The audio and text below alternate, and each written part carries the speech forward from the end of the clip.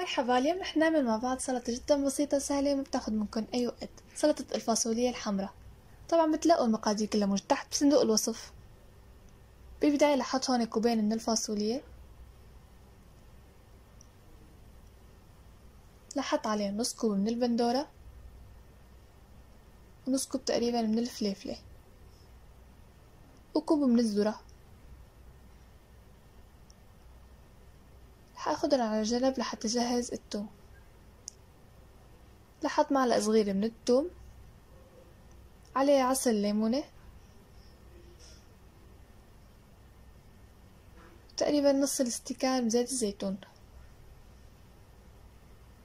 طبعا أنا ضايفة شوية ملح للثوم لما هرسته، فأنتوا بتقدروا هذا الشي، والمعلقة الصغيرة شوية من الكمون.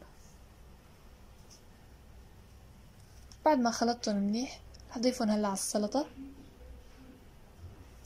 وبخلطهم.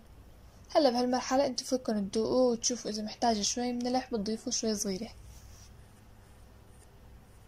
رح أسكبها هلا بصحن التقديم وبتكون عندي هيك صارت جاهزة.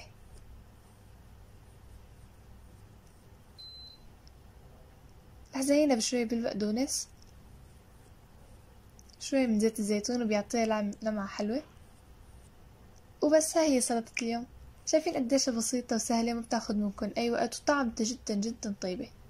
بتمنى انكم تجربوها. إذا عجبكم فيديو اليوم لا تنسوني من اللايك والاشتراك، بحبكم نشوفكم بالفيديو الجاي.